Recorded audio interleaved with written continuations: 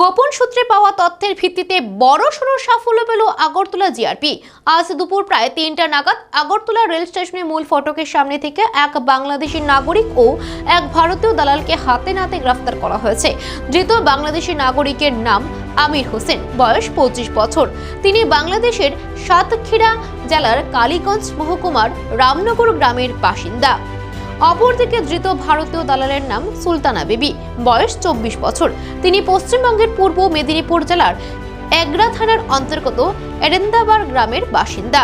পুলিশের জেরায় ধৃতরা স্বীকার করেছে যে তারা ত্রিপুরার সিপাহীজলা জেলার সীমান্ত দিয়ে অবৈধভাবে ভারতে প্রবেশ করে। এরপর আগরতলা রেল স্টেশন এলাকা থেকে তাদের গ্রেফতার করা হয়। এই ঘটনায় আগরতলা জিআরপি থানায় কেস নম্বর 2026 GRP 004 অনুযায়ী মামলা রুজু করা হয়েছে। পুলিশ সূত্রে জানা গেছে, এই ঘটনার সঙ্গে মানব পাচার বা বড়সড় দালাল চক্রের যোগসূত্র রয়েছে কিনা তা খতিয়ে দেখা হচ্ছে। ধৃতদের রিমান্ডে নিয়ে জিজ্ঞাসাবাদ চালানো হবে বলে জানিয়েছে পুলিশ। সীমান্ত সুরক্ষা ও অবৈধ অনুপ্রবেশ রুখতে ত্রিপুরা পুলিশের এই অভিযানকে বড়সড় সাফল্য বলে মনে করছে ওয়াকিবহাল মহল।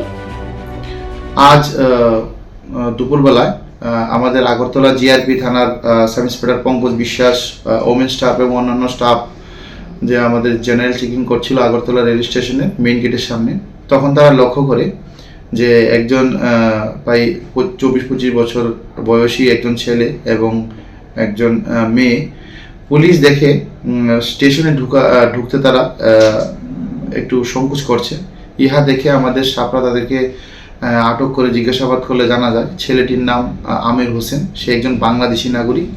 তার বাড়ি বাংলাদেশের সাতক্ষীরা জেলায় এবং যে মহিলা ছিল তার নাম ছিল সুলতানা বিবি এবং সে ওয়েস্ট বেঙ্গল মানে ইন্ডিয়ার ওয়েস্ট বেঙ্গলের পূর্ব মেদিনীপুর জেলায় তার বাড়ি। ওই মহিলা ওই ছেলেকে কোনো রকমভাবে কোনো বর্ডার ক্রস করে